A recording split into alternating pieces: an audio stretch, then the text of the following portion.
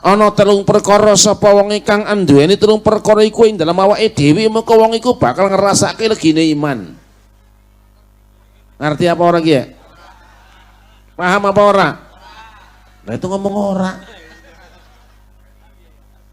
Ayat tilu perkara sisa jelema ngabogaan tilu perkara iya dina dirina maka eta jelema pasti bakal ngarasakeun amisna iman. Ngerti teu?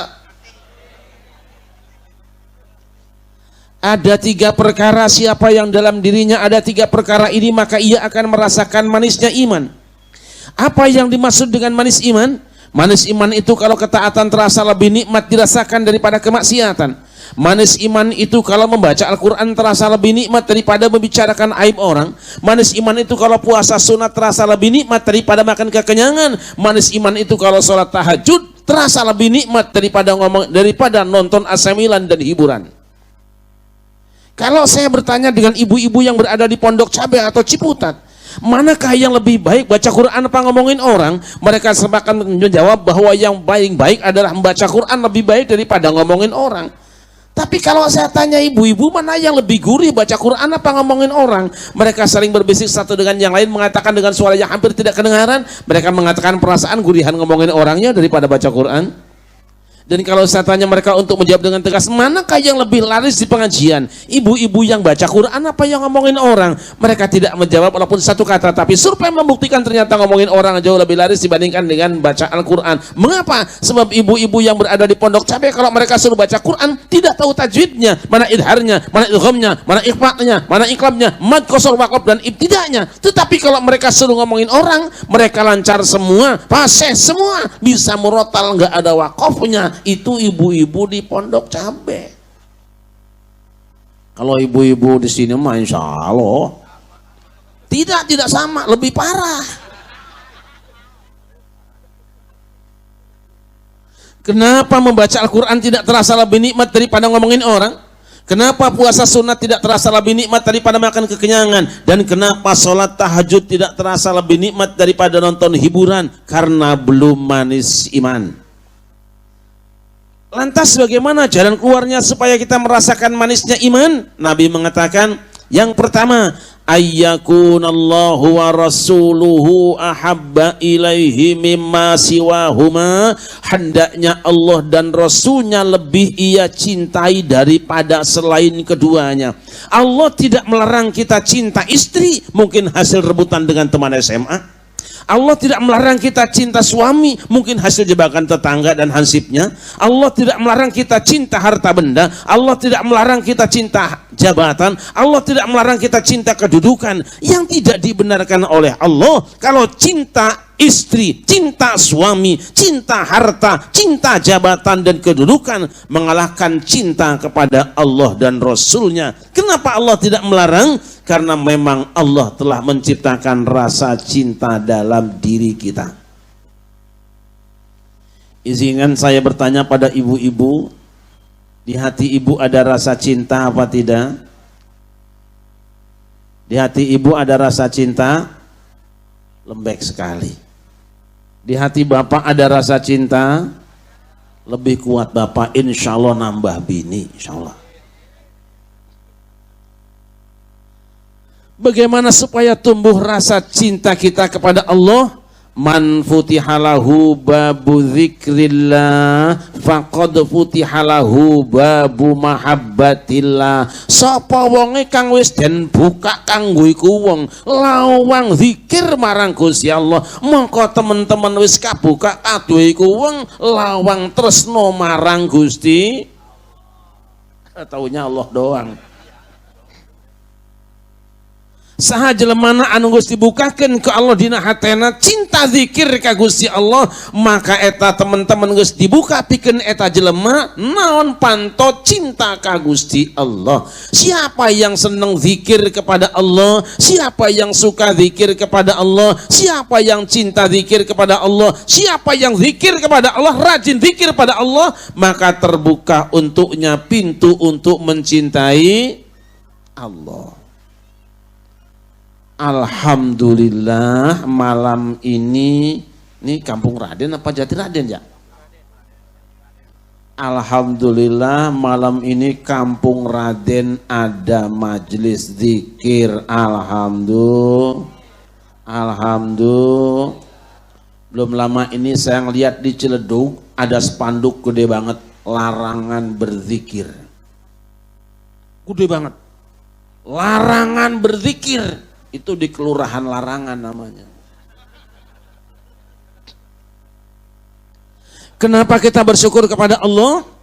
Sebab malam ini kata Nabi, innalillahi malaikatan sayyahina yaltamisuna majalisa dzikri fa idza wajadu qauman yadhkuruna Allah ta'ala halummu ila hajatikum fayahfunahum bi ajnihatihim. Allah punya satpol PP dari kalangan malaikat, Allah punya banser dari kalangan malaikat, Allah punya polisi dari kalangan malaikat yang sangat banyak jumlahnya. Apa kerja mereka? Yaltamisuna majalisa dzikri, mencari-cari majelis zikir. Di tempat ini yang datang tidak puluhan ribu orang, tapi malaikat-malaikat Allah yang kumpul di sini bukan cuma puluhan ribu, bukan cuma ratusan ribu, bisa jadi jutaan malaikat turun pada malam hari ini. Untuk apa? Saat orang yang beriman ada yang membaca Al-Quran, malaikat tenang mendengarkan. Ketika ada orang yang zikiran, malaikat ikut zikiran. Ketika ada yang baca salawat, malaikat ikut salawatan. Dan ketika ada orang yang membaca doa, insya Allah malaikat mengaminkan doa-doa kita semua. Allahumma. Tahukah kita malam ini malaikat menghamparkan sayapnya sampai ke langit sambil berkata, halummu ila hajatikum. Wis panjaluk apa ngomong marinyo ngaja wirang-wirang kutek takak nama Gusti bakal dinakan kabeh apa ada kowe aja beti-beti sing dinakan kabeh karo kowe engko aja beti-beti. Ngerti apa ora? Sok prak nyarita anjeun di dia ngomong di harapan aing hayang naon sia ka ku aing bajakeun kalau bakal dibegeun ku mana sia nu ka hayang anjeun. Tok era-era sia di dia. Ngerti? Riweuh aing mah. Silahkan kalian bicara di hadapan kami, ingin apa nanti kami akan sampaikan kepada Allah. Niscaya Allah akan mengabulkan doa-doa kalian. Semua yang punya urusan di tempat ini insya Allah akan sukses. Kenapa? Karena malaikat ikut menjadi tim sukses. Allahumma. Lain sama tim sukses caleg, ari caleg mah kadang-kadang timnya sukses, calegnya gagal malah set. Alhamdulillahi haqqa hamdi. Wassalatu wassalamu ala sayyidina Muhammadin khairi ibadih wa ala alihi wa ashabihi wa man tabi'ahu min ba'dih. Rabbi shrah li sadri wa yassir li amri wahlul 'uqdatam min lisani yafqahu qawli. Subhanaka la ilma lana illa ma 'allamtana innaka antal alimul hakim. Amma ba'du. Al-mukarramun, para alim ulama, para kiai, para habaib, para guru, para sesepuh dan tokoh masyarakat, segenap pengurus dan jamaah Masjid Al-Akmal, hadirin hamba-hamba Allah sidang maulid yang dimuliakan.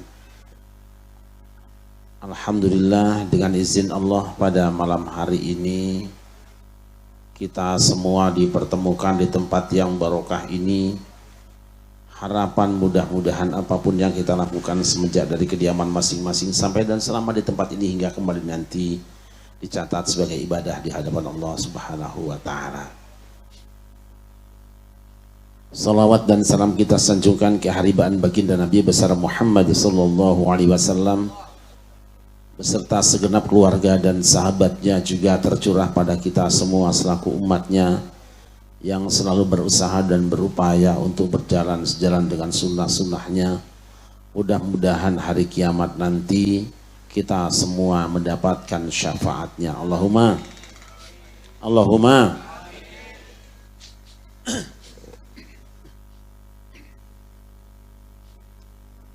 Belakangan ini saya sering mendapat pertanyaan dari saudara-saudara saya, kenapa umat Islam Indonesia sampai hari ini masih terus mengadakan peringatan-peringatan? Kurang apa sekelompok orang menyampaikan argumen bahwa peringatan itu tidak ada asalnya, tidak ada dasarnya. Kurang apa mereka berteriak-teriak bahwa peringatan itu bid'ah statusnya. Tapi kok umat Islam Indonesia, khususnya warga Ahlus Sunnah wal Jamaah, masih terus saja mengadakan peringatan-peringatan.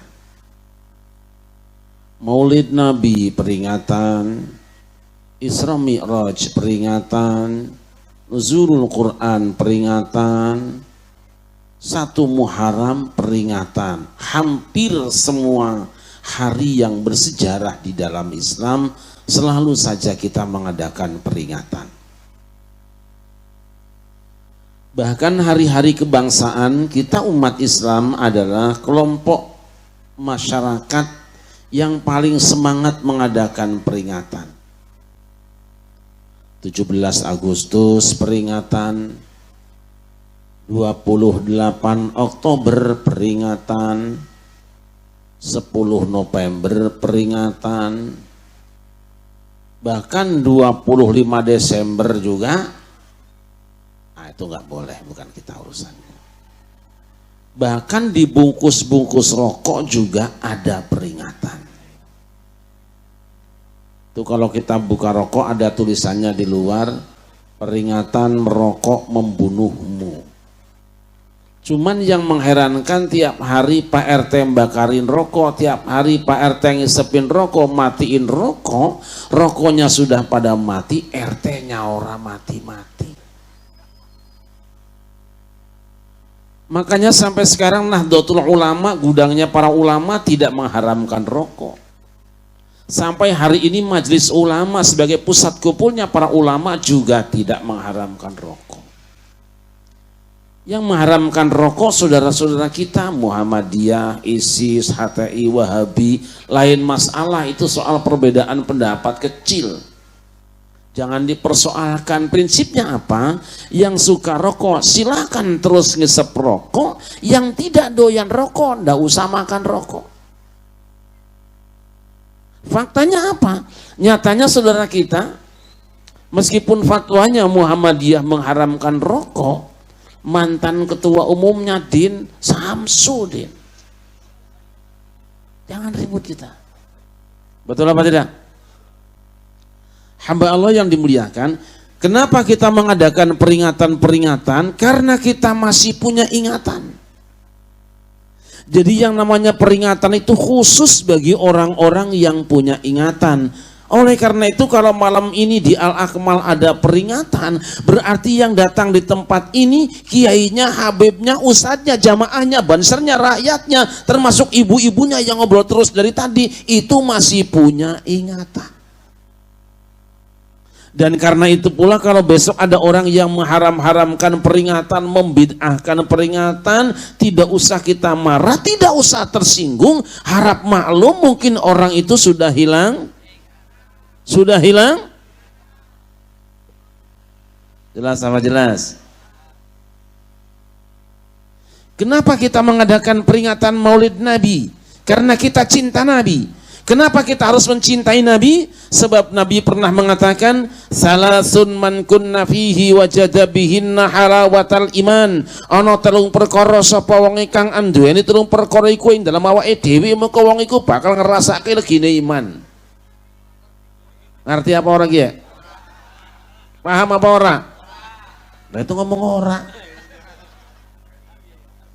Ayat 3 perkara sisa jelema ngabogaan 3 perkara ieu dina dirina, maka eta jelema pasti bakal ngarasakeun amisna iman. Ngerti teu? Ada 3 perkara, siapa yang dalam dirinya ada 3 perkara ini maka ia akan merasakan manisnya iman. Apa yang dimaksud dengan manis iman? Manis iman itu kalau ketaatan terasa lebih nikmat dirasakan daripada kemaksiatan. Manis iman itu kalau membaca Al-Quran terasa lebih nikmat daripada membicarakan aib orang. Manis iman itu kalau puasa sunat terasa lebih nikmat daripada makan kekenyangan. Manis iman itu kalau sholat tahajud terasa lebih nikmat daripada nonton asamilan dan hiburan. Kalau saya bertanya dengan ibu-ibu yang berada di Pondok Cabe atau Ciputat, manakah yang lebih baik, baca Quran apa ngomongin orang? Mereka akan menjawab bahwa yang paling baik adalah membaca Quran lebih baik daripada ngomongin orang. Tapi kalau saya tanya ibu-ibu, mana yang lebih gurih, baca Quran apa ngomongin orang? Mereka sering berbisik satu dengan yang lain, mengatakan dengan suara yang hampir tidak kedengaran. Mereka mengatakan perasaan gurihan ngomongin orangnya daripada baca Quran. Dan kalau saya tanya mereka untuk menjawab dengan tegas, manakah yang lebih laris di pengajian? Ibu-ibu yang baca Quran apa yang ngomongin orang? Mereka tidak menjawab walaupun satu kata, tapi survei membuktikan ternyata ngomongin orang jauh lebih laris dibandingkan dengan baca Al-Quran. Mengapa? Sebab ibu-ibu yang berada di pondok cabai, kalau mereka suruh baca Quran, tidak tahu tajwidnya, mana idharnya, mana idghamnya, mana ikhfatnya, mana iqlamnya, mad qasar waqaf dan ibtidanya. Tetapi kalau mereka suruh ngomongin orang, mereka lancar semua, fasih semua, bisa murotal, nggak ada waqafnya. Itu ibu-ibu di pondok cabe. Kalau ibu-ibu di sini mah insya Allah tidak sama, lebih parah. Kenapa membaca Al-Quran tidak terasa lebih nikmat daripada ngomongin orang? Kenapa puasa sunat tidak terasa lebih nikmat daripada makan kekenyangan? Dan kenapa sholat tahajud tidak terasa lebih nikmat daripada nonton hiburan? Karena belum manis iman. Lantas bagaimana jalan keluarnya supaya kita merasakan manisnya iman? Nabi mengatakan, yang pertama, ayyakunallahu wa rasuluhu ahabba ilaihi mimma siwahuma. Hendaknya Allah dan Rasulnya lebih ia cintai daripada selain keduanya. Allah tidak melarang kita cinta istri, mungkin hasil rebutan dengan teman SMA. Allah tidak melarang kita cinta suami, mungkin hasil jebakan tetangga dan hansipnya. Allah tidak melarang kita cinta harta benda. Allah tidak melarang kita cinta jabatan. Allah tidak melarang kita cinta kedudukan. Yang tidak dibenarkan oleh Allah, kalau cinta istri, cinta suami, cinta harta, cinta jabatan dan kedudukan mengalahkan cinta kepada Allah dan Rasulnya. Kenapa Allah tidak melarang? Karena memang Allah telah menciptakan rasa cinta dalam diri kita. Izinkan saya bertanya pada ibu-ibu, di hati ibu ada rasa cinta apa tidak? Di hati ibu ada rasa cinta? Lembek sekali. Di hati bapak ada rasa cinta? Lebih kuat bapak, insya Allah nambah bini, insya Allah. Bagaimana supaya tumbuh rasa cinta kita kepada Allah? Man futihalahu babu dzikrillah faqad futihalahu babu mahabbatillah. Sapa wonge kang wis den buka kanggo iku wong lawang zikir marang Gusti Allah, mongko teman-teman wis kabuka kaduwe iku wong lawang tresno marang Gusti. Taunya Allah doang. Saha jelemana anu geus dibukakeun ke Allah dina hatena cinta zikir ka Gusti Allah, maka eta teman-teman geus dibuka pikeun eta jelema naon panto cinta ka Gusti Allah.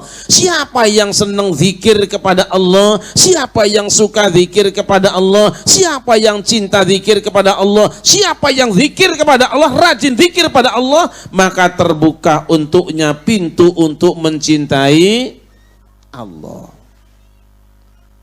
Alhamdulillah malam ini Kampung Raden apa Jati Raden ya? Alhamdulillah malam ini Kampung Raden ada majelis zikir. Alhamdulillah.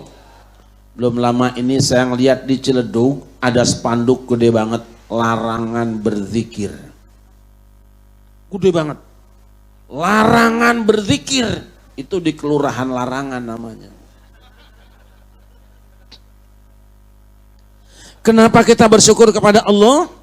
Sebab malam ini kata Nabi, innalillahi malaikatan sayyahina yaltamisuna majalis dzikri fa idza wajadu qauman yadhkuruna Allah ta'ala halummu ila hajatikum fayahfunahum bi ajnihatihim. Allah punya satpol PP dari kalangan malaikat, Allah punya banser dari kalangan malaikat, Allah punya polisi dari kalangan malaikat yang sangat banyak jumlahnya. Apa kerja mereka? Yaltamisuna majalis dzikri, mencari-cari majelis zikir. Di tempat ini yang datang tidak puluhan ribu orang, tapi malaikat-malaikat Allah yang kumpul di di sini, bukan cuma puluhan ribu, bukan cuma ratusan ribu, bisa jadi jutaan malaikat turun pada malam hari ini. Untuk apa? Saat orang yang beriman ada yang membaca Al-Quran, malaikat tenang mendengarkan. Ketika ada orang yang zikiran, malaikat ikut zikiran. Ketika ada yang baca salawat, malaikat ikut salawatan. Dan ketika ada orang yang membaca doa, insya Allah malaikat mengaminkan doa-doa kita semua. Allahumma.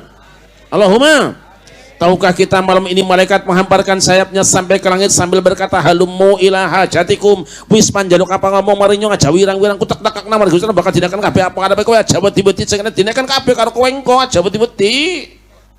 Ngerti apa ora? Sok prak nyarita anjeun di dia ngomong di harapan aing hayang naon sia ka ku aing bajakeun kalau bakal dibegeun ku manesian nu ka hayang anjeun tong era-era sia di dia. Ngerti? Riweuh aing mah. Silahkan kalian bicara di hadapan kami, ingin apa nanti kami akan sampaikan kepada Allah. Niscaya Allah akan mengabulkan doa-doa kalian. Semua yang punya urusan di tempat ini insya Allah akan sukses. Kenapa? Karena malaikat ikut menjadi tim sukses. Allahumma. Lain sama tim sukses caleg, ari caleg mah kadang-kadang timnya sukses, calegnya gagal malah Kenapa stres? Dikerjain sama tim sukses. Kenapa dikerjain sama tim sukses? Sebab waktu sedang butuh, Masya Allah luar biasa. Maulid ngasih sambutan, Isra Mi'raj ngasih sumbangan, ada orang hajat dia kondangan, orang meriang ngasih bantuan, orang mati ikut nganter ke kuburan. Giliran sudah jadi wakil rakyat, boro-boro ngasih sumbangan diundang Maulid gitu, nongol-nongol, tuh muncul-muncul. Makanya kita doain malam ini tokoh masyarakat, wakil rakyat yang datang di tempat ini mudah-mudahan panjang umurnya. Sebaliknya mereka yang datang cuma musim kampanye doang, mudah-mudahan pada cepat mati. Sallallahu Muhammad. Sallallahu Muhammad. Rasul pernah mengatakan, idza marartum biryadil jannati farta'u, jika kamu melewati taman-taman surga mampirlah kamu. Wa ma riyadul jannah ya Rasulullah, apa itu taman surga wahai Rasulullah? Hilaku dzikri, riungan zikir. Tempat ini oleh Rasulullah dinamakan dengan raudhatun min riyadil jannah, taman di antara taman-taman surga. Selama ini kita beranggapan bahwa yang namanya raudhah cuma satu di Madinah. Selama ini kita menyangka bahwa yang namanya raudhah cuma satu di samping makam Rasulullah. Tidak. Rasul sendiri yang mengatakan, di mana saja ada orang beriman berzikir kepada Allah, membaca ayat-ayat Allah, bersalawat kepada Rasulullah, berdoa kepada Allah, membicarakan agama Allah, di mana saja tempatnya, di Madinahkah dia, di Mekahkah dia, di Irak, di Yaman, di Mesir, termasuk di kampung Raden ini adalah raudhatun min riyadil jannah, taman di antara taman-taman surga. Tahukah kita, ini walaupun kelihatannya sampah bekas makanan bocah-bocah, tapi karena berada di majelis zikir, dia berubah menjadi bunga surga. Mungkin di antara kita ada ibu-ibu yang hadir umurnya di atas 60 tahun, ada yang di atas 60 tahun, kelihatannya dia seperti orang tua, tapi sebenarnya dia adalah nenek-nenek. Tapi tahukah kita, karena berada di majelis zikir, beliau tidak lagi disebut sang nenek, tapi bidadari sor. Walaupun ini raudhahnya dewan pimpinan cabang, sebab dewan pimpinan pusatnya ada di Madinah. Meskipun ini cuma dewan pimpinan cabang, kalau ibu-ibu yang kudungnya kuning mati malam ini di tempat ini, insya Allah masuk surga, amin. Dah malam ini yang amin udah banyak ini. Karena ini adalah taman surga, anak-anak kecil walaupun kelaparan, celam-celam mereka betah, remajanya betah, orang tuanya betah, kakek neneknya betah. Yang tidak betah di majelis zikir hanya Syekh. Kenapa saudara-saudara? Sebab yang namanya setan, kalau ada orang yang membaca Al-Quran akan kebakaran, kalau ada orang yang berzikir akan kepanasan, ada orang yang baca selawat dia akan kelojotan. Begitu orang berdoa cabut pergi entah kemana jalan. Makanya kalau besok selesai sholat berjamaah di masjid kita, imamnya ngajak zikir berjamaah, imamnya ngajak doa berjamaah, ada jamaah yang minggat duluan, berarti jamaah itu sudah kesurupan. Tapi kalau kiai lagi ceramah ada yang nyender-nyender di tembok masjid ngantuk-ngantuk, berarti orang itu sudah kerasukan. Dan kalau ada ibu-ibu yang pulang duluan gendong anaknya, berarti yang digendong tuh anak. Kenapa saudara-saudara? Sebab belakangan ini di Indonesia muncul sekelompok orang yang menyalah-nyalahkan amaliyah Ahlus Sunnah wal Jamaah, menyalahkan amaliyah guru-guru kita di masjid kita selama ini. Mereka mengatakan zikir berjamaah bid'ah, doa berjamaah bid'ah, tahlilan bid'ah, ziarah kubur bid'ah, maulid nabi bid'ah, Isra Mi'raj bid'ah. Semua amal kita dianggap bid'ah. Kita tidak usah marah, kudu sableng sabar. Kita tidak usah marah saudara-saudara, sebab umat Islam sudah biasa beda pendapat, lain pendapatan, betul? Sesama umat Islam walaupun beda pendapat, lain pendapatan, punya dua kewajiban. Kewajiban yang pertama apa? Saling menyayangi, saling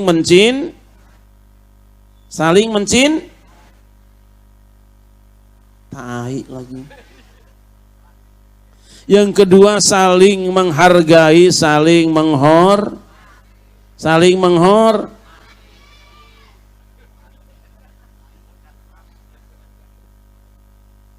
Tapi kalau terus-terusan umat Islam Indonesia disalah-salahkan, mereka mengatakan zikir berjamaah bid'ah, doa berjamaah bid'ah, tahlilan bid'ah, ziarah kubur bid'ah, maulid bid'ah, Isra Mi'raj bid'ah. Kompaklah umat Islam, kompaklah antara santrinya, remajanya, bansernya, kiainya, aparatnya untuk menghalau orang-orang yang tidak cinta dengan kedamaian seperti ini, yang tidak menghargai perbedaan pendapat di antara kita. Kompaklah seperti kompaknya keluarga Kanjeng Nabi Ibrahim alaihissalam. وَأَوْحَيْنَا إِلَيْكَ أَنِ اتَّبِعْ مِلَّةَ إِبْرَاهِيمَ حَنِيفًا وَمَا كَانَ مِنَ الْمُشْرِكِينَ.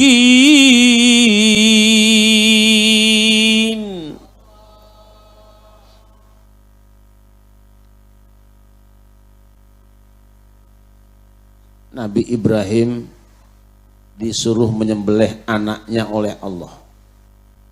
Belum dikerjakan, setan datang.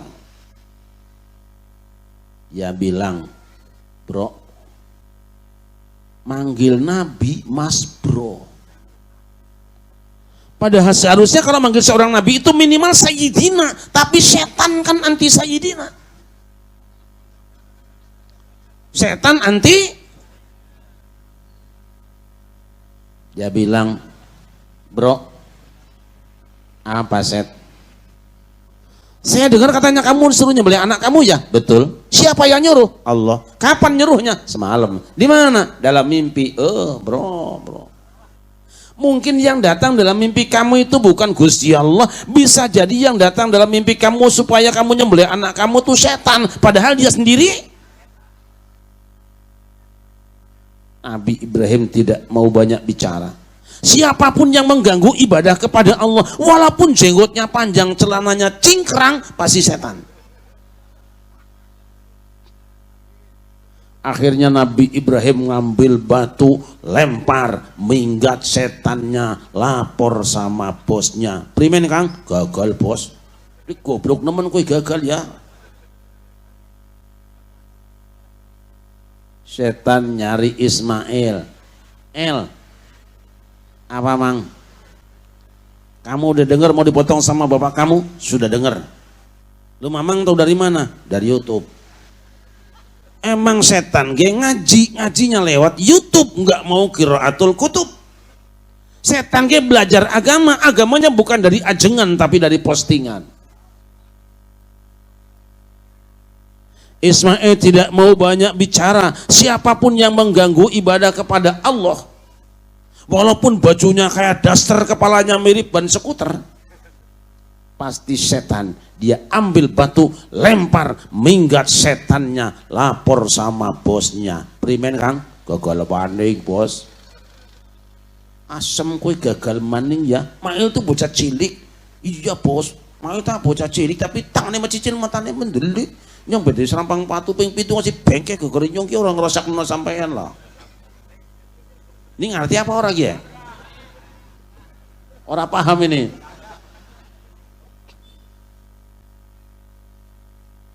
Setan mencari ibunya Ismail, Siti Hajar. Positi.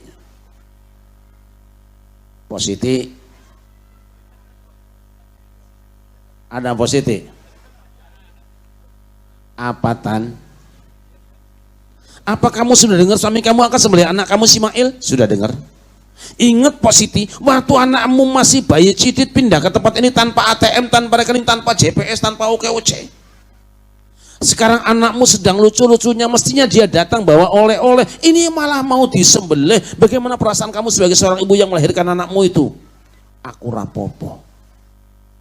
Tapi karena setan terus-terusan mengganggu dan menggoda, Siti Hajar kehilangan kesabaran, ambil batu, lempar, minggat setannya, lapor sama bosnya. Primen Kang?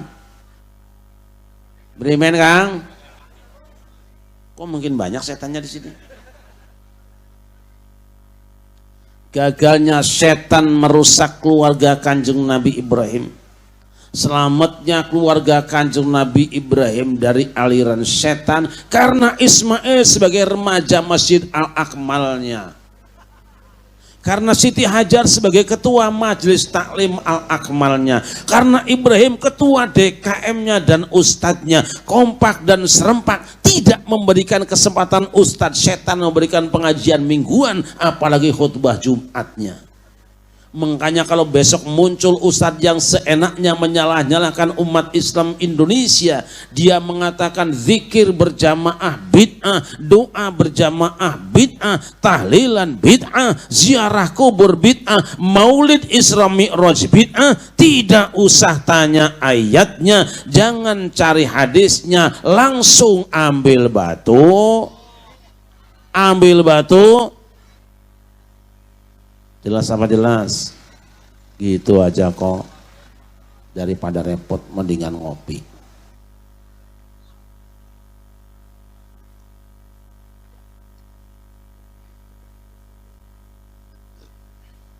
Malaikat lapor pada Allah. Dari manakah? Dari kampung Raden. Acara apakah? Peringatan Maulid Nabi ya Allah.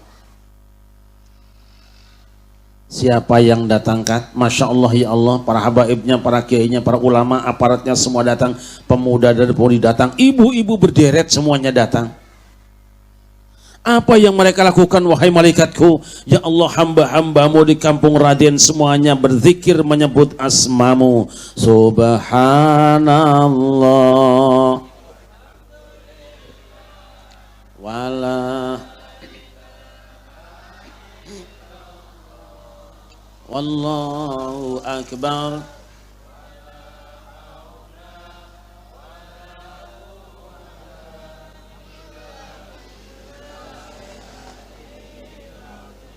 Kok ada yang tidak bunyi ya Kat? Ya mungkin kurang dengar. Coba diulangi Kat. Subhanallah.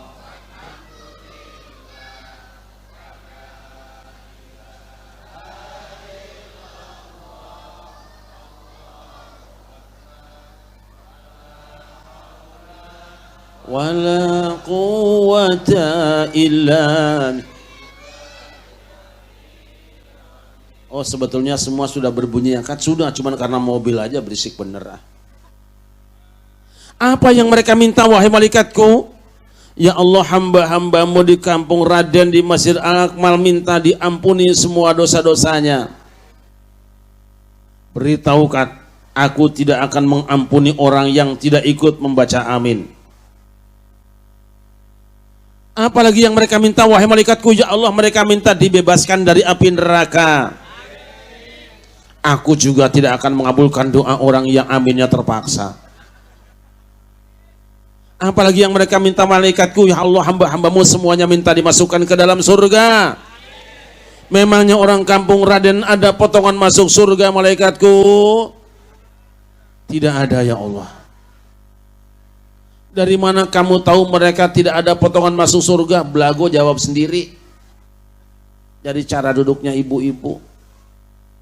Ada yang duduknya selonjor. Ada yang nyender di tembok masjid. Miring kanan, miring kiri. Bahkan di belakang kami lihat kalau ada yang sibuk masuk-masukin kue kantong kresek. Adakah mereka melihat surga, wahai malaikatku? Tidak, ya Allah.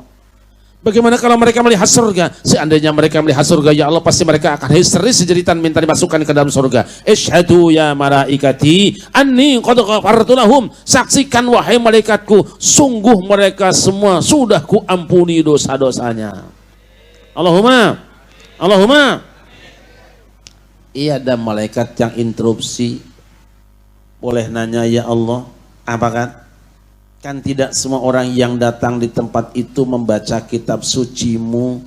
Tidak semua orang yang datang di tempat itu berzikir menyebut asmamu. Tidak semua mereka bersolawat kepada kekasihmu Muhammad. Dan tidak semuanya mendengarkan pengajian tentang agamamu. Memang ada yang lain kan? Ada, ya Allah. Kami melihat dari awal acara ada sekurang-kurangnya 2 orang yang kerjanya cuma ngincer saja tukang kamera. Itu bagaimana nasibnya, ya Allah?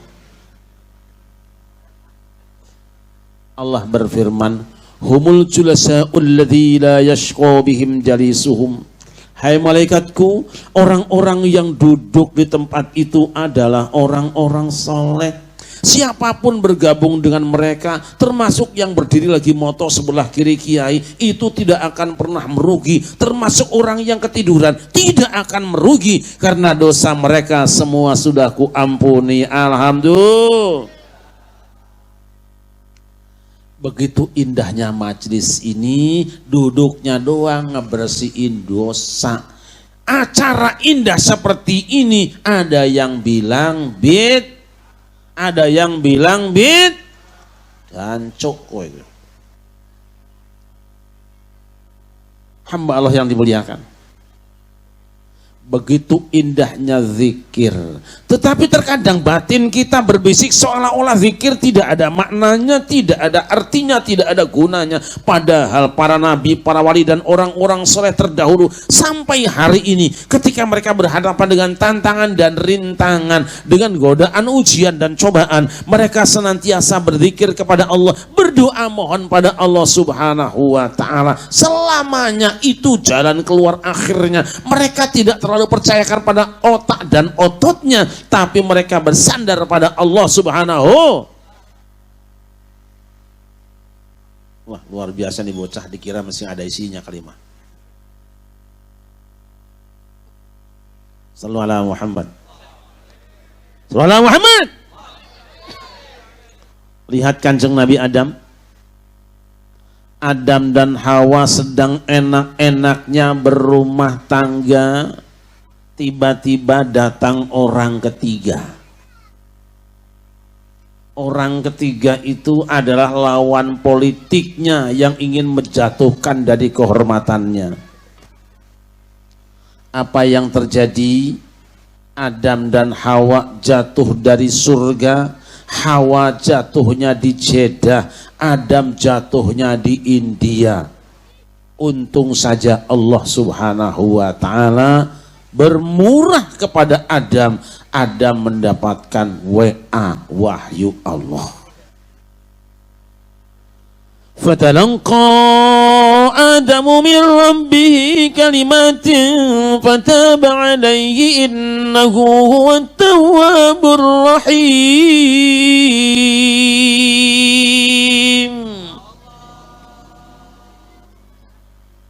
saya ingin doain khusus buat anak-anak kita ini, mudah-mudahan anak-anak yang 4 ini sekurang-kurangnya insya Allah mereka menjadi orang-orang soleh, amin. Mereka insya Allah masa tuanya jadi orang semua, amin. Emang boleh jadi, nggak jadi orang. Lalu Adam menerima beberapa kalimat dari Tuhannya. Ia pun bertobat dan diterima tobatnya. Sungguh Allah maha penerima tobat lagi maha penyayang. Kiriman WA wahyu Allah pada kanjeng Nabi Adam. Inilah yang disebut doa sebagaimana dalam Al-Quran. Rabbana ya Rabbana zalamna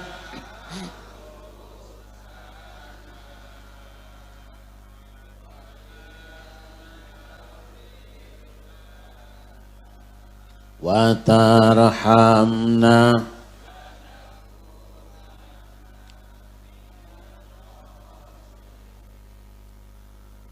Akhirnya kaki kanjeng Nabi Adam digiring oleh Allah tanpa tulisan alamat lengkap, tanpa seorang pengantar, tanpa Google Maps. Dia sampai di Jabal Rahmah bertemu dengan sang istri yang sedang menanti seorang diri. Masya Allah, rukun kembali rumah tangganya, bahagia lagi hidupnya, stabil kembali ekonominya karena baca istighfar.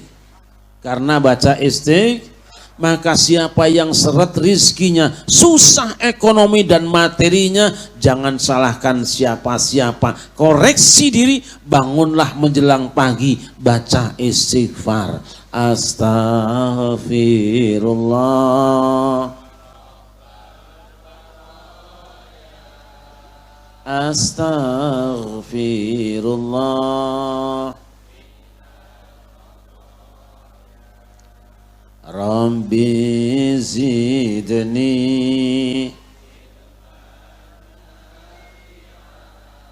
wa wafiqni. Bingung dah, ada amal soleh, amalan makbulah. Hebatnya istighfar. Malam ini saya ijazahkan buat panjenengan semua yang ingin dimudahkan rizki, karena yang namanya istighfar itu juga adalah obat dan jimat. Kapan baca istighfarnya, berapa kali, kudu jelas dosisnya. Secara umum orang kalau bikin dosa hendaknya langsung istighfar tobat pada Allah, tapi ada waktu khusus yang membuat istighfar berperan khusus. Kapan? 2 ayat di Quran. Yang pertama, wal mustaghfirina bil ashar. Yang kedua, wabil ashari hum yastaghfirun. Membaca istighfar itu waktunya saat sahur, qubaila subhi biqalil, beberapa detik, beberapa menit sebelum datang waktu subuh. Ini waktu yang paling tepat baca istighfar. Bangunlah jam 3:30 pagi, mandilah kita, keramas, kemudian tahajud, walaupun 2 dengan 1 rakaat, duduklah baca istighfar. Berapa kali? 70 marratan dalam isyarat Al-Quran, sebanyak sekurang-kurangnya 70 kali. Apa rahasianya? Lihat Al-Quran. Wa qul tastaghfiru rabbakum innahu kana ghaffara yursilis samaa'a 'alaikum midrara wa yumdidukum bi amwalin wa banina wa yaj'al lakum jannatin wa yaj'al lakum anhara. Istaghfiru rabbakum. Mohon ampunlah kamu semua, beristighfarlah kamu semua kepada Tuhan kamu. Innahu kana ghaffara, sesungguhnya dia zat yang maha pengampun. Apa rahasianya? Yursilis samaa'a 'alaikum midrara, niscaya Allah turunkan hujan yang berlimpah berkah. Yang kedua, wa yumdidukum bi amwalin, lebar ekonomi kamu, wa banin, cerdas-cerdas dan sehat-sehat anak kamu, wa yaj'al lakum jannatin, kebun-kebun kamu akan subur, wa yaj'al lakum anharo, nelayan pun akan panen, tidak kudu nangkep menterinya. Jaminan Allah. Ekonomi, Jalan keluarnya adalah istighfar, tapi memang waktunya berat dan mahal. Jam 4 pagi panjenengan duduk baca istighfar. Alhamdulillah kalau kampung Raden mah yang saya denger asal jam 4 pagi udah pada bangun baik. Udah ngapain ya? Masya Allah. Ini contoh istighfar saudara-saudara. Nabi Yunus adalah seorang dai kondang mubalik terkenal, tapi kabur meninggalkan kaumnya, cemplungkan ke lautan, dimakan ikan. Teorinya orang dimakan ikan hancur tubuhnya, hancur keluar menjadi kotoran ikan, tapi tidak dengan Nabi Yunus. Kenapa saudara-saudara? Sebab Nabi Yunus sakti mondrogono matek ajika sekten punya jimat. Hakikatnya Allah yang kuasa. Apa yang dibacanya? Dia membaca tasbih. La ilaha illa anta subhanaka inni. Ayo ibu-ibu. La ilaha illa anta subhanaka inni. Ringkas zikirnya, singkat wiridnya, pendek doanya, cukup mengundang pertolongan penciptanya, dijawab oleh Allah. Fastajabna lahu wa najjaynahu minal ghammi wa kadzalika nunjil mu'minin.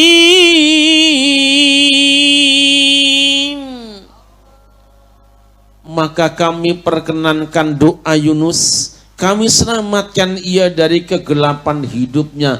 Begitulah kami selamatkan orang-orang yang beriman.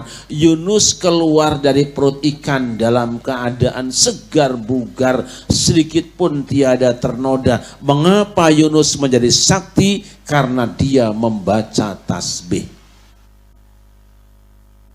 Falaula innahu kana minal musabbihin la labisa fi batnihi ila yaumi yub'atsun. Allah mengatakan seandainya Yunus tidak membaca tasbih sampai hari berbangkit dia berada di perut ikan, ikut hancur dengan hancurnya ikan. Tapi karena membaca tasbih, sakti mandraguna keluar tanpa noda. Para sahabat bertanya, wahai Rasulullah, apakah tasbih ini ampuhnya hanya untuk Yunus saja atau kepada kami semua umat manusia?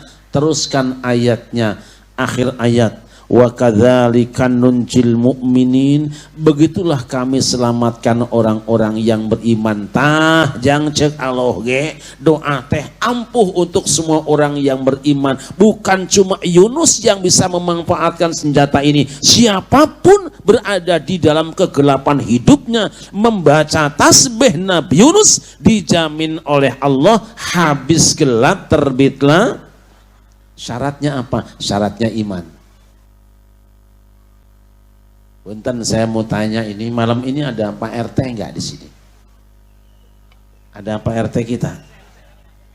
MC kita? Masya Allah. Ini RT berkah, kita doain biar panjang umurnya ya. Tambah rezekinya, tambah istrinya.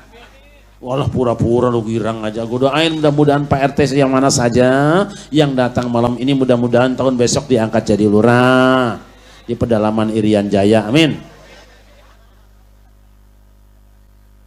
Masya Allah, RT cakep begini dah.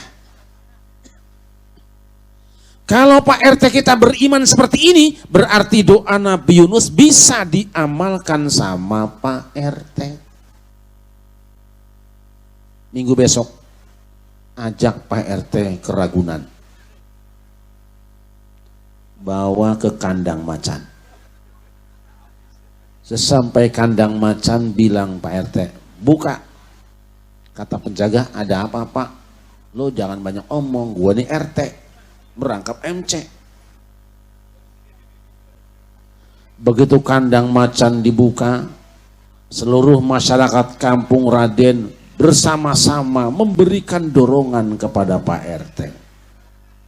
Setelah disambut oleh 3 harimau, Pak RT membaca tasbih. la ilaha illa anta subhanaka inni kuntu minadz zalimin. Insyaallah Pak RT, insyaallah Pak RT habis. Malah macannya bilang alhamdulillah. Ini gabus pucung juga nih romannya.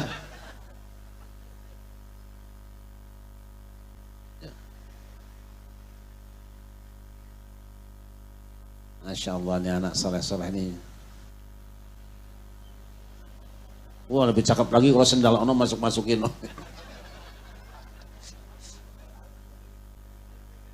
Biarin namanya bocah ya, insya Allah, insya Allah, insya Allah.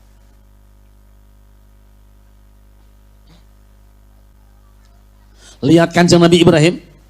Nabi Ibrahim itu seorang nabi yang sangat hebat ketika dianggap teroris, ditangkap oleh Namrud, dibakar dalam api yang sangat besar. Teorinya orang yang dibakar api akan hancur tubuhnya, jadi debu terbang di tiup angin. Tapi orang Kanjeng Nabi Ibrahim mergo apa? Nganggo klambi ontoseno. Kanjeng Nabi Ibrahim pakai baju ontoseno. Ontoseno itu bahasa Arab cuma dijawakan antaso inuna.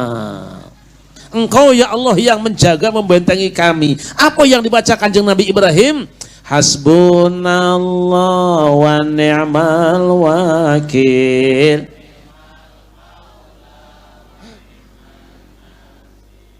Hasbunallah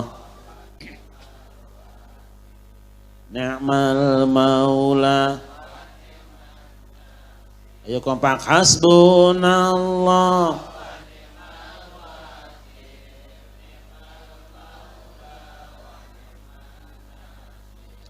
Hasbunallah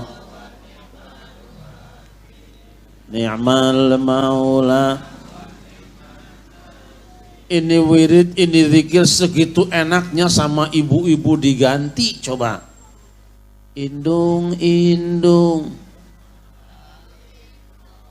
hujan diudik, anak siapa mata melirik. No, kompak banget Pak Indun. Bu, lindung apa Bu? Bu, Bu, lindung apa? Lindung itu belut, pala lindung berarti kepala. Ngapa lu pengajian bayangin pala lindung? Bu, lindung itu pendek apa panjang? Lindung itu kasar apa licin? Lindung itu di darat apa masuk lubang? Ngajian bayangin panjang licin masuk lubang itu namanya apa? Ah, munafik lo. Udah gitu menghina orang lagi. Aduh, aduh.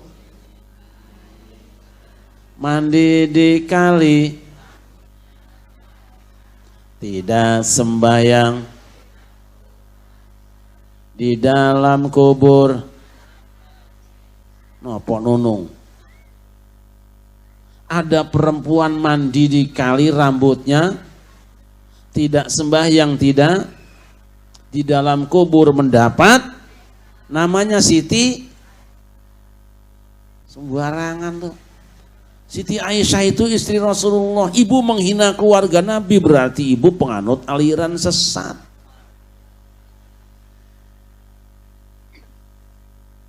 Ayo hasbunallah wa ni'mal wakil.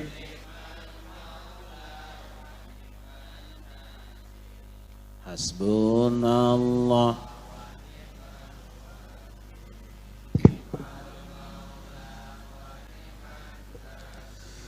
Qulna ya naru kuni bardan wa salaman ala Ibrahim.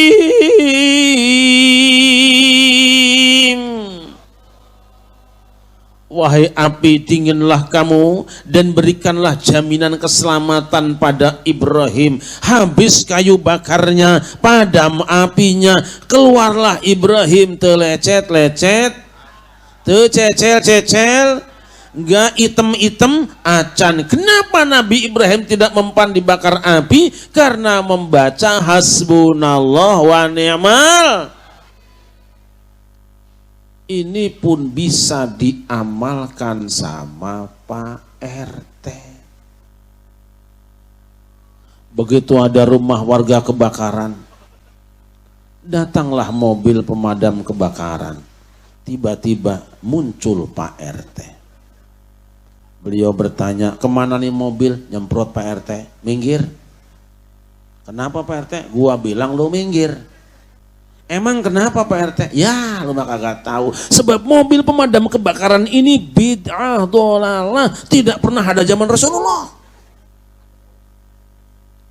Lah kok begitu Pak RT? Lah gua mah tiap hari dengerin radio Roh Jahat gua mah. Menurut pengajian radio Roh Jahat, ketika Nabi Ibrahim dibakar api, dia tengah kobaran api, dia baca hasbunallah wa ni'mal wakil, kagak semprot pakai mobil. Ini mobil kafir ini. Ya tapi kan saya nggak berani Pak RT, makanya gue bilang lo minggir. Entah siapa yang memberitahu ketika tiba-tiba muncul Bu RT. Dengan cepat dan langkah gontai, kedua tangan suaminya itu pun ia gapai. Lalu berkata, seraya berbisik dan berharap, jangan tinggalkan aku seorang diri saya. Dia kipaskan tangan istrinya itu sambil berkata, baru kini ku sadari betapa lemahnya imanmu itu. Tinggalkan aku seorang diri, biarkan aku dengan keyakinanku. Akhirnya dengan penuh percaya diri, diiringi isak tangis anak dan istri, Pak RT menceburkan diri ke tengah kobaran, dan ia pun belum. Dia baca hasbunallah wa ni'mal wakil. Hasbunallah wa ni'mal wakil. Lu kok hilang? 10 menit kemudian api pun padamlah dan seluruh masyarakat Kampung Raden berduyun-duyun mencari keberadaan. Ternyata Pak RT mateng.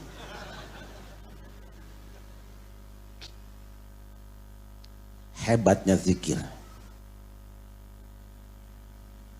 Lihat Kanjeng Nabi Zakaria, saudara-saudara. Nabi Zakaria umurnya 120 tahun, istrinya 79 tahun belum punya anak. Memang yang namanya anak gampang-gampang susah. Ada yang 10 tahun kawin belum punya anak, 20 tahun kawin belum punya anak, 30 tahun kawin belum punya anak. Malah ada pemain hadroh belum kawin udah punya.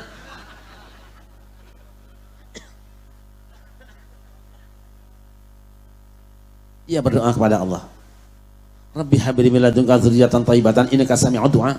Rabbi inni wahanal 'azmu minni washta'ala ra'su shayba wa lam akun bi du'aika rabbi shaqiyya wa inni khiftul mawaliya min wara'i wa kanat imra'ati 'aqira fa habli min ladunka waliyya yarithuni wa yarithu min ali ya'qub waj'alhu rabbi radiyya rabbi la tadharni fardan wa anta khairul warithin. Tuh, dia berdoa pada Allah. Diijabah oleh Allah. Ya Zakaria, inna nubashshiruka bi ghulamin ismuhu Yahya lam naj'al lahu min qablu samia. Wahai Zakaria, kami berikan kabar gembira pada kamu. Kami akan beri kamu seorang anak laki-laki namanya Yahya. Belum pernah kami buat manusia dengan nama seperti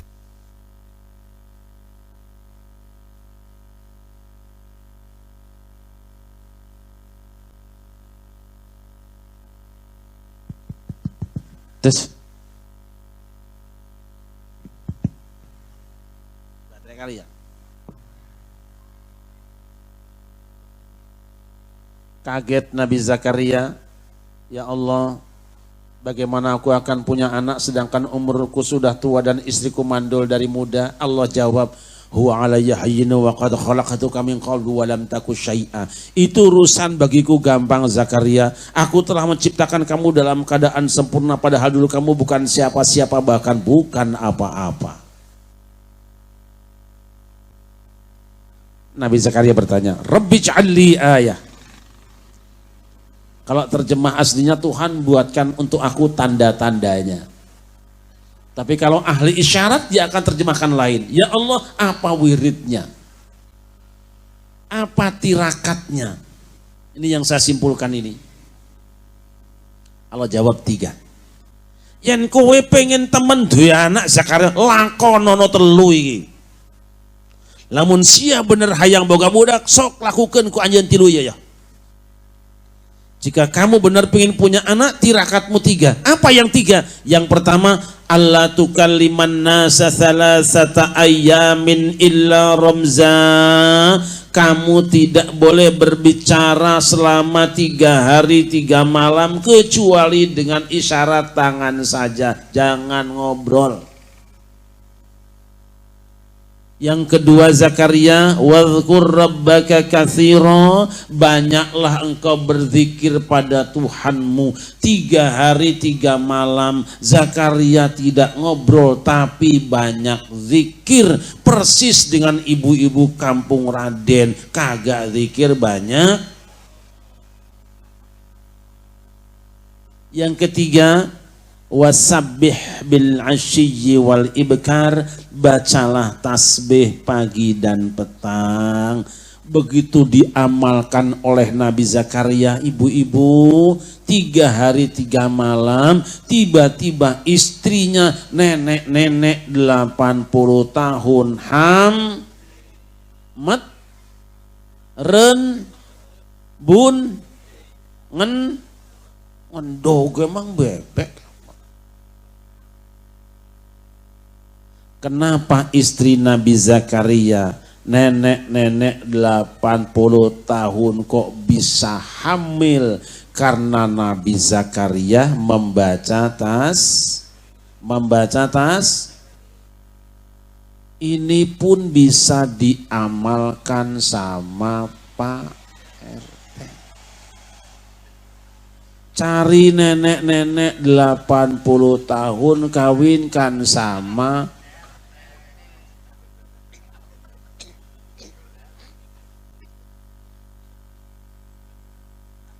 begitu diamalkan oleh Pak RT selama 3 hari 3 malam, pada hari keempat ternyata sang nenek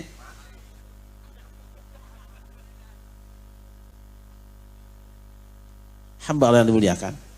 Yang pertama, jika kita ingin nikmat ibadah, maniskan iman. Kalau kita ingin manis iman, kudu banyak zikir kepada Allah. Silakan pilih zikirnya yang mana, kapan waktunya. Karena zikir ada 2. Ada zikir jahar, ada zikir khafi. Apa zikir jahar? Zikir jahar itu kedengaran suaranya karena berbunyi. Apa zikir khafi? Zikir khafi tanpa suara tapi ada rasanya. Ada jahar, ada khafi. Ayat dahar, ayat.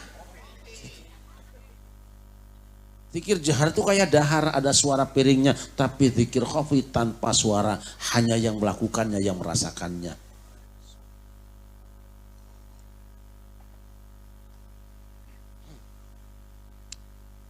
Yang kedua, waduh, 1 nih. Jika engkau ingin nikmat ibadah, maniskan iman. Jika ingin manis iman, cintai baginda Nabi besar Muhammad. Kenapa kita harus mencintai Nabi? Kan Nabi manusia sama seperti kita. Ya memang fisiknya kelihatan sama seperti kita. Tapi ada yang mengatakan Muhammadun basyarul lakal basyari. Bal huwa kal yaquti bainal hajari. Nabi Muhammad itu manusia tetapi tidak seperti manusia biasa. Dia Nabi bagaikan yakut yang berkilau-kilauan, sedangkan kita adalah batu hitam yang terinjak di jalanan. Gak bisa dibandingkan. Dalam hidup ini kita sering menemukan benda-benda yang depannya sama, belakangannya beda, pasti isinya akan berbeda. Kita lihat, ada pisang Ambon, ada pisang kepok. Tapi pisang Ambon tidak sama dengan pisang, walaupun sama-sama Ada ayam sayur, ada ayam Bangkok. Tapi ayam sayur tidak sama dengan ayam, walaupun sama-sama ada salak cineam, ada salak pondok. Tapi salak cineam tidak sama dengan salak, walaupun sama-sama ada kampung Raden, ada orang kampung Raden, ada orang hutan. Tapi orang kampung Raden tidak sama dengan orang, walaupun sama-sama. Sebab orang kampung Raden rajin sholat, orang hutan kagak pernah. Makanya kalau di kampung Raden ada yang gak sholat tuh namanya orang. Kalau bapak punya bini kagak sholat, tiap malam kelonan sama orang. Hasil kelonan sama orang hutan, anaknya juga anak orang. Besok namanya jangan kampung Raden tapi jadi kampung. Karena semua isinya cuma orang. Yuk kita lihat. Apa keistimewaan Rasulullah di hadapan kita semua? Satu. Rasul itu manusia yang paling banyak disebut namanya. Lebih banyak dibandingkan dengan Tuhan-Tuhan mereka. Paling banyak followernya. Dan manusia paling banyak di-download ucapannya. Paling viral namanya. Sejak kapan? Sejak Kanjeng Nabi Adam melakukan kesalahan di dalam surga, selain membaca Rabbana dzalamna, Nabi Adam berdoa pada Allah, Allahumma bihaqqi Muhammadin lima ghafartali, ya Allah dengan hak Muhammad kiranya kau ampunkan kesalahanku. Allah bertanya, ya Adam kaifa arafta Muhammadan wa lam akhluqhu, wahai Adam bagaimana engkau kenal dengan Muhammad sedangkan aku belum menciptakannya? Adam menjawab, ya Rabbi innaka lama khalaqtani wa faturasi fa la maktuban ala qawaibil arsy la ilaha illallah Muhammad Rasulullah fa araftu annaka lam tudif isman min asma'i khalqika illa la huwa habbul khalqi ilaik. Ya Allah, ketika engkau telah selesai menciptakan aku dengan sempurna, kuangkat kepalaku dan kupandang di tiang-tiang pancang aras. Ada satu nama Muhammad bergandengan dengan namamu. Dalam seutai kalimat tiada Tuhan kecuali Allah, Muhammad utusan Allah. Aku yakin ya Allah, engkau tidak akan membiarkan ada satu nama bergandengan dengan namamu, kecuali pasti nama itu nama makhluk yang paling kau cintai. Shadaqta ya Adam. Innahu la akhirul anbiya, innahu la habul khalqi ilayya, wa innahu la akhirul anbiya min dzurriyyatika, walaula huma khalaqtuka. Engkau benar wahai Adam, Muhammad adalah makhluk yang paling aku cintai. Dia nabi terakhir di antara anak cucumu, yang kalau bukan karena untuk dia, aku tidak menciptakan kamu. Shallu ala Muhammad. Adam dan Hawa melakukan kesalahan di dalam surga, membaca istighfar dan tawassul.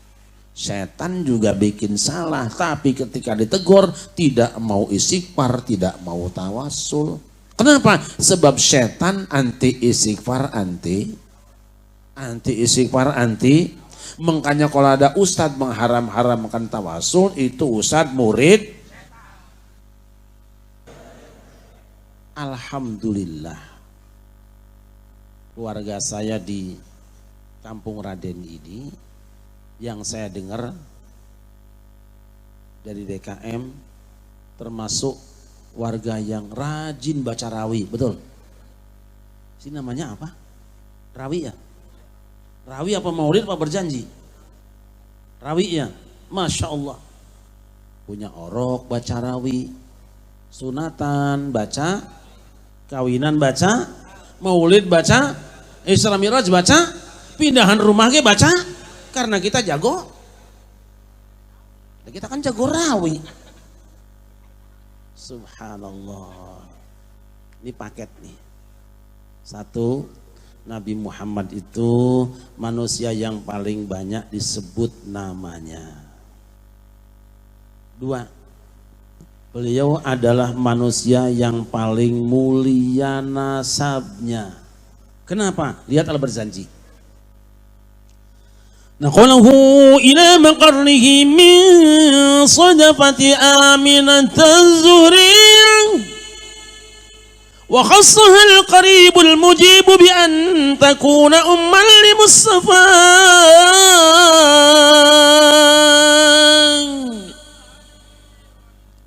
Nabi Muhammad itu ibunya saja digambarkan dengan Az-Zuhriyah, Siti Aminah Az-Zuhriyah, kang bangsane kembang wijaya kusumo. Bunga. Kembang. Artinya apa?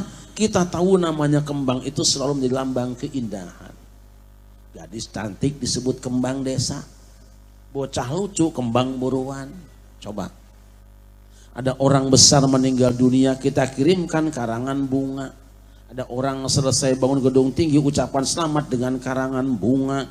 Orang besar datang disambut pakai karangan bunga. Pemuda jatuh cinta serahkan setangkai bunga. Mereka pacaran berjalan-jalan di bukit berbunga. Hati mereka berbunga bunga. Apa pernah ada orang yang jatuh cinta, sayang demi cintaku padamu, ku persembahkan kepadamu setangkai celana kolor? Gak bakal ada. Pasti bunga lambang keindahan. Artinya apa? Ketika Siti Aminah digambarkan dengan bunga, artinya dia lukisan wanita cantik wajahnya, baik akhlaknya. Angel tenang ini. Hese. Kayak apa gambarannya Siti Aminah? Waduh, susah melukiskannya. Sebab satu keterangan menyebutkan ini, bisa dipercaya bisa tidak, namanya satu keterangan. Qila menyebutkan ketika Aminah menikah itu ada 18 orang tiba-tiba mati. Waduh. Mbok yo kowe aja kawin si Aminah ben ora kersa karo aku ning aku jek iso nyawang-nyawang raimu sing ayu iku Aminah. Yen ning tawang ana lintang cahayu, aku ngenteni tekamu. Aminah plek mati orang Jawa Timur. Datang orang Cianjur, penggemar juga, fans berat. Kahoyong magelis tong nikah heula wios teh kesajeng akang oge pan akang tiasa kana nyawang-nyawang nyalira. Duh eneng teu nyana gelis lir bulan purnama, jadi buah hati ana mideje ka bina-bina. Mun teu emut kana qadar tinang tos ana tes sasar. Aduh neng masing kasobar ngemut ke nasib jeung qadar. Aminah plek mati. Orang Medan butet plek mati. 18 orang mati gara-gara ditinggal kawin Aminah. Percis Aminah kampung Raden.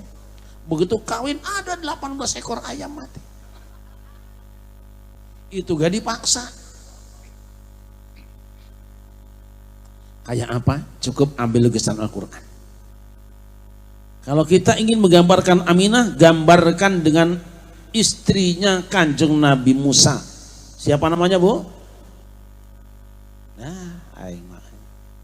Sofuro.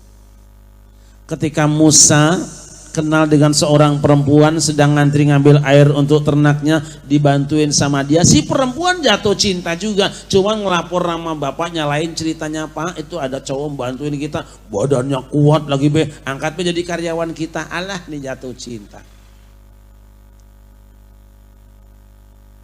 Memang perempuan yang suci tandanya itu pemalu. Kalau pemalu keluarnya 3. Ini tolong anak-anak muda yang belum kawin dulu lihat ciri ini 3 nih. Udah dibunuh aja.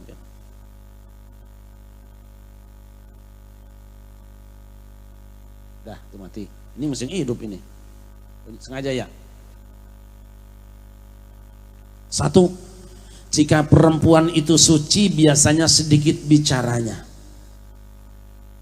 Ditanya 1 kata, jawaban 1 kata. Tidak lebih dari itu. Makanya Rasul mengatakan ketika engkau melamar seorang wanita, qabuluha simatuha. Tanda dia menerima lamaranmu, diem. Jadi kalau diem ditanya, mau.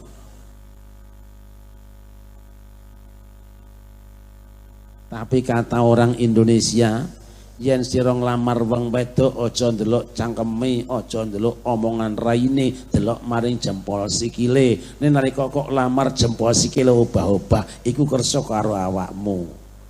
Ngerti nggak ini? Jika kamu ngelamar seorang wanita, lihat saja jempol kakinya. Kalau waktu dilamar dia gerakin jempol kakinya, itu mau sama kamu. Makanya besok ngelamar, lu ngintip kaki bae udah. Cara mertua mengira kita sopan, bukan sopan, ngintip jempol kaki. Tapi anak perempuan zaman sekarang ditanya satu kata jawabannya kalimat rombongan. Kacau. Yang kedua, wanita yang suci tandanya kalau dicolek disentuh banyak reaksinya. Disentuh sedikit, dicolek sedikit dia akan melemparkan sendalnya di muka laki-laki tadi. Bagaimana dengan perempuan sekarang? Jangankan cuma dicolek sampai dicol. Jangankan cuma dicolek sampai dicol. Lu yang begitu. Sering saya katakan perempuan zaman sekarang seperti itu. Masya Allah. Yang ketiga, perempuan yang suci, dia akan menutup auratnya dan hanya ditampakkan kepada orang yang telah halal secara syariat untuknya. Tapi zaman sekarang bagaimana dengan anak-anak kita? Anak-anak kita kadang-kadang lebih murah daripada tempe, tahu, dan tomat. Mahalan bakso tumpah kita marah-marah, tapi anak kita tertumpah kita tidak pernah marah. Makanya saya tidak punya pilihan. Doa saya sebelum punya anak, pengen ya Allah nanti anak saya kalau tamat SD mereka mondok semua, alhamdulillah pesantren semua, adem di pikiran. Tapi hati-hati pondok zaman sekarang, gedungnya tinggi-tinggi, ruangan yang mewah-mewah, tapi nggak diajarin akhlakul karimah, pulang ke rumah nyala-nyalahin kiainya. Bagaimana dengan Sayyid Abdullah? Dia adalah pria yang paling bersih di zamannya. Lukisannya seperti kanjeng Nabi Musa. Saat Musa diangkat akan menjadi menantunya Nabi Syu'aib. Apa Nabi Syu'aib? Inni uridu an unkihaka idabnatayya hataini ala an ta'jurani sama di hijat wa in alsamta ashran famin indik. Wahai Musa, kamu akan kuangkat jadi menantuku dengan salah seorang perawanku ini, tapi syaratnya kamu kerja 8 tahun angon kambing di sini. Cakep kalau kuat 10 tahun. Mau diangkat jadi menantu tapi kerja dulu 8 tahun. Masya Allah, Nabi Musa, pemuda Musa 10 tahun tinggal di rumah calon mertua, kambingnya beranak pinak, anak calon istrinya tidak sekalipun diajak berbicara dan pegang-pegang. Bagaimana dengan si Udin? Jika si Udin dipanggil sama Pak RT, Din, kamu mau gua angkat jadi menantu gua, Din. Perawan gua ada yang cakep, Din, tapi lu angon kambing dulu 2 tahun ya, Din. Kira-kira yang beranak dulu kambingnya apa anak RT? Masya Allah.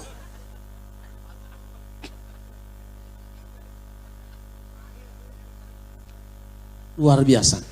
Dari sepasang suami istri seperti inilah, dari suami istri yang bersih antara Sayyid Abdullah dan Siti Aminah, wajar kalau hasil cetakannya itu baginda Nabi besar Muhammad. Sebab apa? Kata orang Jawa yang namanya akhlak tunggak jarak melarak tunggak jati semi kacang ora tinggalan jarane. Cek orang Sunda mah teng manuk teng anak meraku kunjungan uyah mah tara TS kaluhur. Kata orang Jakarta air cucuran atap jatuhnya ke pelimbahan juga, jatuhnya buah takkan jauh dari pohonnya. Akhlak anak bagaimana orang tuanya. Sebab apa?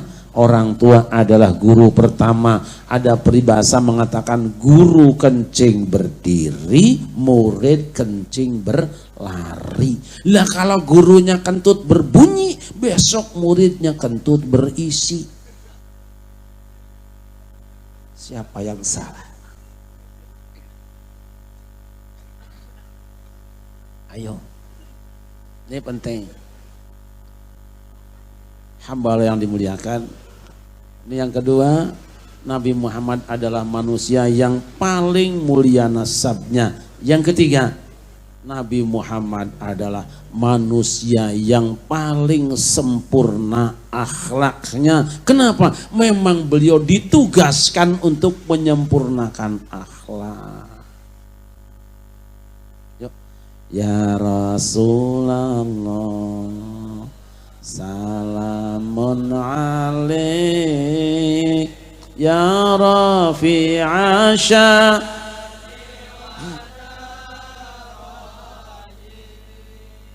atfatan ya jiratal alami ya uhailal judi wa Ya uhailal judi wa. Itu sebabnya pula beliau menyampaikan kepada umatnya, idza atakum man tardawna dinahu wa khuluquhu fazawwiju illa taf'alu takun fitnatun fil ardi wa fasadun kabir. Kamu yang punya anak perawan di rumah, hei kamu yang punya janda, jika telah datang cowok yang baik agama dan akhlaknya, kawinkan segera dia dengan anak perawanmu. Jangan lihat yang lainnya, jangan bicarakan yang lainnya. Kalau sudah baik agama dan akhlaknya, kawinkan. Sebab jika tidak, dikhawatirkan nanti akan banyak kerusakan di dalam kehidupan ini. Rasul juga pernah berbicara dengan sahabatnya, akmalul mu'minina imanan ahsanuhum khuluqa. Ini Masjid Al-Akmal ini, yang paling sempurna. Orang beriman yang paling sempurna imannya, indikatornya adalah yang paling baik akhlaknya. Beliau bertanya dengan sahabatnya, wahai para sahabatku, tahukah kalian semua siapa manusia yang paling aku cintai di dunia ini, dan kelak hari kiamat yang paling dekat tempatnya di dalam surga dengan aku? Para sahabat menjawab, Allahu wa rasuluhu a'lam. Allah dan Rasulnya lebih tahu. Lalu Nabi bersabda, inna ahabbakum ilayya wa aqrabakum minni majlisan yaumal qiyamah ahsanukum khuluqa. Orang yang paling aku cintai di antara kamu dalam kehidupan ini dan yang kelak paling dekat tempatnya di dalam surga dengan aku adalah orang yang paling baik akhlaknya. Ternyata puncak kemuliaan manusia adalah akhlaknya. Benih biji adalah akidahnya. Syariat adalah pohonnya, sedangkan akhlak adalah buahnya. Kita tidak akan bertanya seperti apa benihnya, kita tidak akan bertanya seperti apa pohonnya. Yang kita tanya, buah ini manis, asam atau pahit. Jadilah kita semua buah yang manis-manis, karena sesungguhnya ini yang akan dikonsumsi di tengah kehidupan umat manusia. Sallu ala Nabi Muhammad. Lihatlah hamba-hamba Allah yang dimuliakan. Kemuliaan Rasulullah dalam akhlaknya sampai diabadikan dalam Al-Quran. Allah yang mengumumkan, wa innaka la'ala khuluqin azim. Muhammad, sungguh akhlakmu sangat agung. Mengapa akhlak beliau sangat agung? Karena akhlak beliau adalah Al-Quranul Karim. Jadi siapa yang ingin melihat seperti apa akhlak Rasulullah dan ingin mencontoh akhlak Rasulullah, usahakan dia membaca Al-Quran setiap saat. Dialah seorang suami teladan, dialah seorang ayah teladan, dialah seorang pengusaha teladan, dia ahli ibadah teladan, dia pula seorang pemimpin teladan. Karena Rasulullah di dalam menghadapi kehidupan ini senantiasa menggunakan Al-Quranul Karim. Hamba Allah yang dimuliakan, saya akan berikan contoh satu saja untuk Rasulullah sebagai seorang pemimpin keluarga. Mengapa beliau menjadi teladan bagi istri-istrinya?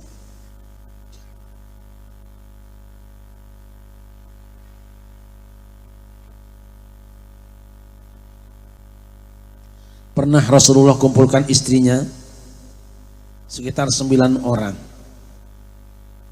Lalu beliau tanya, membaca ayat Allah, in kuntunna turidnal hayatad dunya wa zinataha fata'alain umatti'ikun wa usarrihkunna sarahan jamila.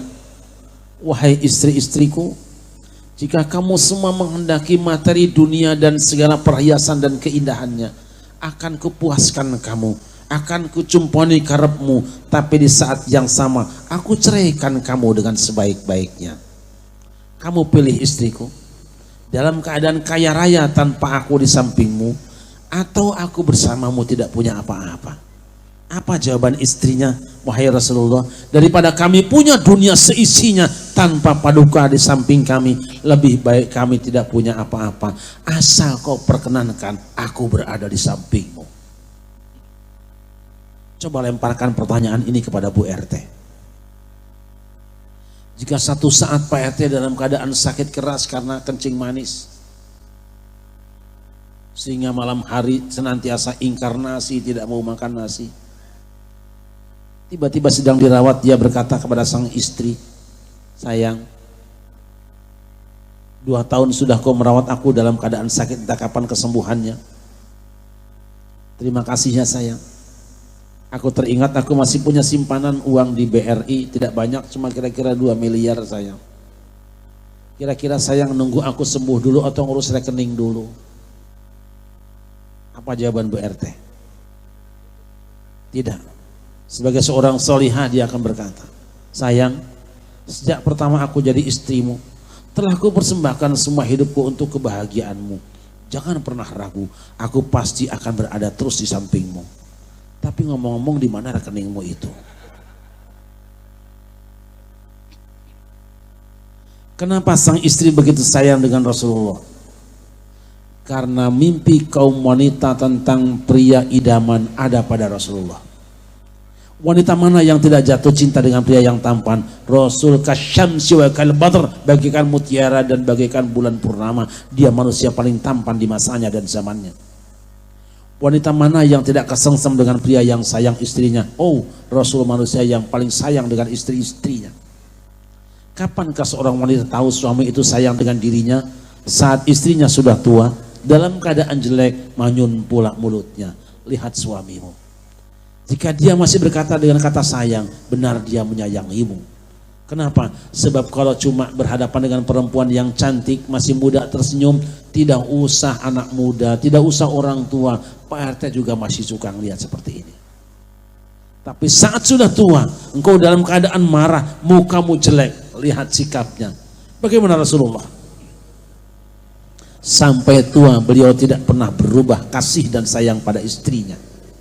Wa kana idza ghadibat zawjatuhu wada'a yadahu ala katfiha wa qala Allahumma ighfir laha dhanbaha wa adhhib ghaidha qalbiha wa a'idha minal fitan. Rasul itu kalau istrinya sedang marah, dia tumpangkan tangan di atas pundaknya lalu berdoa kepada Allah, ya Allah, ampuni istri kekasihku ini, hilangkan luka hatinya, selamatkan ia dari berbagai fitnah dunia.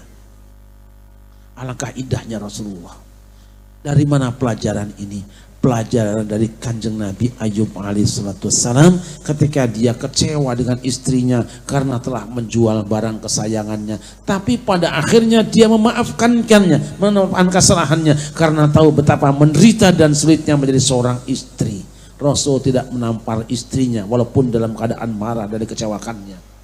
Bagaimana dengan kita ibu-ibu? Saat istri kita dalam keadaan monyong, marah, mukanya jelek, dia tidak akan tersenyum, tapi dia tunjuk mukanya dan jidatnya. Dia tekan sedikit ke belakang sehingga istrinya hampir geblak. Ketika istrinya menangis, apa kata dia? Simpan saja air matamu, tak guna engkau menangis. Hatiku tak akan mencair dengan seduh sedanmu itu. Ketika tangisan semakin keras, sang suami pun mengepretnya mentang-mentang pemain badminton. Dicemisnya istrinya sambil berkata, walaupun tangismu darah, hatiku tak akan iba. Aku sudah bosan melihat permainan sandiwaramu. Hamba yang dimuliakan, inilah asyraful anbiya wal mursalin. Lihatlah ketika Nabi Nuh mendoakan dihancurkan kaumnya. Lihatlah ketika Nabi Musa mendoakan dihancurkan kaumnya. Lihatlah ketika Nabi Yunus meninggalkan kaumnya. Tapi Rasulullah dilempari ulah oleh umatnya, robek pakaiannya, tanggal giginya, bercucuran darah badannya. Datanglah Jibril AS untuk memberikan bantuan. Mintalah malaikat gunung untuk menghancurkan mereka. Tapi apa jawaban Rasulullah? Ma bu'istu la'anan, innama bu'istu da'iyan merahmatan. Aku diutus bukan untuk mencaci maki orang, bukan untuk nyumpahin orang, bukan untuk doain jelek orang. Aku diutus untuk menyeru kebenaran sambil menjadi wujud kasih sayang Tuhan pada mereka. Apa yang meluncur dari mulutnya bukan kutukan, bukan mendoakan jelek, bukan mendoakan hancur. Yang keluar apa? Allahumma hdi qaumi fa innahum la ya'lamun. Ya Allah, bimbing bangsaku karena mereka tidak tahu apa-apa. Allahumma ighfirli qaumi fa innahum la ya'lamun. Ya Allah, ampuni bangsaku karena mereka tidak tahu apa-apa. Lihatlah asyraful anbiya wal mursalin dalam keadaan disakiti pribadinya, dilukai tubuhnya, tapi lisannya tetap manis mendoakan orang lain. Siapa gerangan hari ini yang mengikuti perilakunya? Jangan-jangan kita justru kebalikannya. Semoga Allah Subhanahu wa taala membimbing hati kita semuanya untuk senantiasa dapat menteladani Rasulullah sallallahu alaihi wasallam. Misi Rasulullah adalah dalam rangka memperbaiki akhlak umat manusia. Siapa yang ingin menjadi pengikut Rasulullah, siapa yang ingin dekat dengan Rasulullah ilal jannah, sampai di surga, maka mari kita semua menjadi orang-orang yang berakhlakul karimah. Mudah-mudahan apa yang saya sampaikan ada manfaatnya. Sebelum dipungkas tadi ada buku Kitab Munajat. Kitab Munajat itu kumpulan doa terbaik seluruh dunia, insya Allah ya. Itu saya tidak banyak bawanya, paling cuma 100 biji. Bagi yang memerlukannya silahkan ambil. Manfaatnya banyak, bisa untuk ruqyah. Jika ada orang yang sakit, disiapkan airnya, baca, nanti diberikan. Kalau ada orang yang diganggu oleh jin, bacakan saja di sampingnya, tidak usah megang, insya Allah jinnya akan keluar. Jika ada istri kesurupan, itu tidak perlu dibaca, pukulkan aja di mukanya, insya Allah dia juga kapok sendiri orang ngamuk.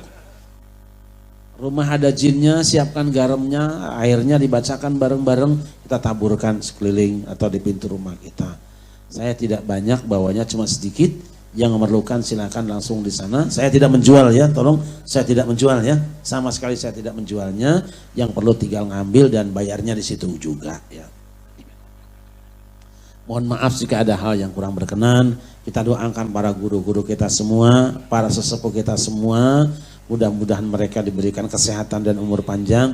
Dan kita persembahkan suratul Fatihah untuk para perintis, para pendiri dan jamaah Masjid Al-Akmal yang sudah berpulang ke rahmatullah. Semoga Allah muliakan di alam kuburnya. Ala hadhiniyah Al-Fatihah. A'udzubillahi minasyaitonir rajim. Bismillahirrahmanirrahim. Alhamdulillahirabbil alamin. Siratal ladzina an'amta 'alaihim ghairil maghdubi 'alaihim waladdallin. Ini mungkin ada teman-teman yang tidak tahu nih, yang hitam-hitam ini, belangkonan ini kebetulan jamaah dari Padepokan Dakwah Sunan Kalijaga yang saya rintis sebagai jamaah tradisional Indonesia yang insya Allah akan bersama-sama dengan yang lain untuk mempertahankan akidah Ahlus Sunnah wal Jamaah. Ini alhamdulillah sudah seluruh Nusantara sudah ada, tapi kami biasa menggunakan baju hitam-hitam. Kenapa? Karena hitam itu yang paling mahal di dunia. Baju paling mahal di dunia itu baju hitam. Bajunya Ka'bah itu paling mahal. Warnanya hitam. Dan batu paling mahal juga black opal Kalimaya, warnanya hitam. Bukan untuk sombong, artinya apa? Kalau hitam itu sebetulnya karena kami jangan sampai kelihatan putih, karena aslinya emang kagak putih gitu kan. Supaya tidak sombong, supaya tidak merasa, dan terus berusaha karena sadar kami adalah orang-orang yang banyak dosa, yang ingin terus diputihkan hatinya oleh orang-orang soleh. Terima kasih. Hasbunallah wa ni'mal wakil. Wallahul muwaffiq ila aqwamit thoriq. Assalamualaikum warahmatullahi wabarakatuh.